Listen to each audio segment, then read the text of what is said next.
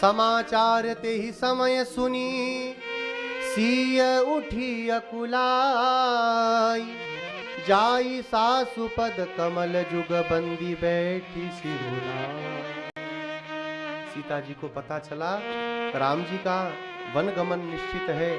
दौड़ पड़ी, अकुला गई सीता जी, दौड़ती हुई आई। कहाँ है राम, कहाँ है मेरे स्वामी? कहा माँ के भवन में है।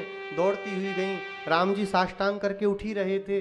तब तक तो भगवान श्री रामचंद्र ने देखा सीता जी खड़ी हैं, नेत्रों से आंसू बह रहे हैं। माँ को प्रणाम करके बोली, माँ मैं बड़ी अभागिन हूँ, मैं आपके चरणों की सेवा नहीं कर पाई, अब आशीर्वाद दो। 14 वर्ष बाद जब लौट करके आऊं तो आपके चरणों की सेवा में कर सकूं। जब सुना तो माँ कौशल्या थर थर कांप गई। अरे सीता क्या कहती है?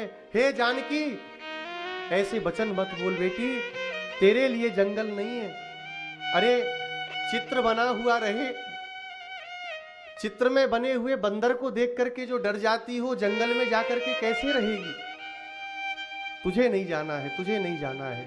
राम जी ने देखा, कहा देखो सीता, यही ते अधिक धर्म नहीं दूजा, सादर सास ससुर पद सेवा। सास ससुर के चरणों की सेवा करते रहना यही स्त्री का परम धर्म है। यहीं रह करके अपनी सास की सेवा करो, अपने ससुर जी की सेवा करो।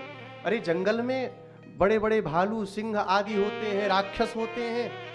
वहां सोने के लिए कोई चारपाई थोड़ी है, कोई पलंग थोड़ी है, वहां तो जमीन पर सोना है।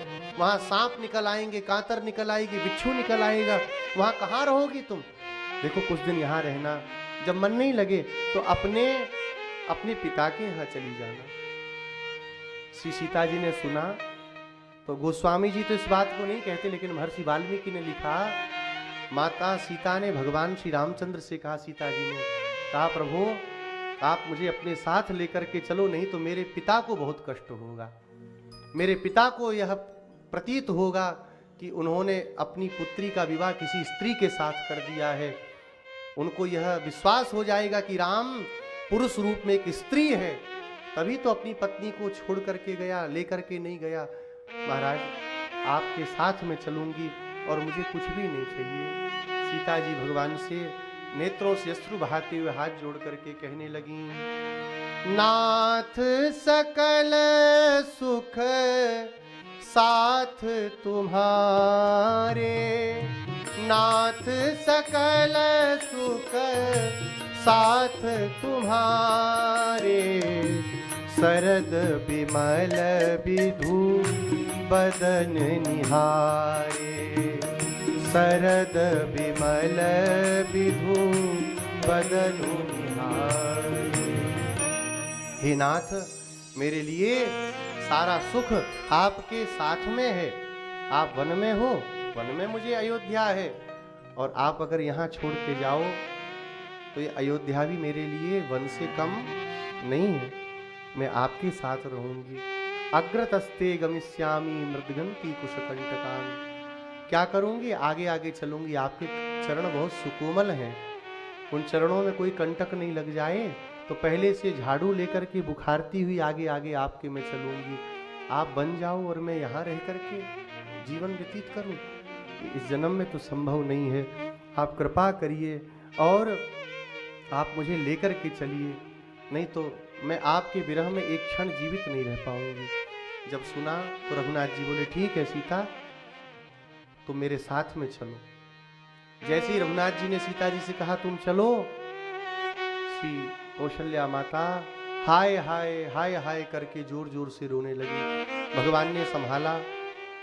तब जानकी सासु पग लागी, सुनिय माय में परम अभागी।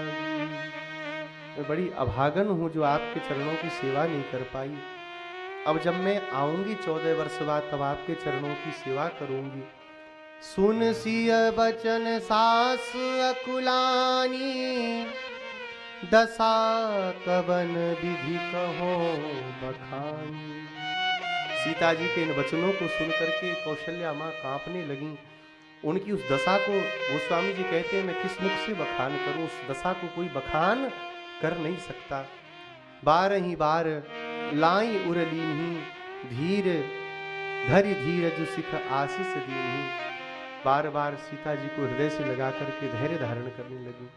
सीता जी को जानती हैं ये जो प्रण कर चुकी हैं उससे टरने वाली नहीं है, जाएंगी ही।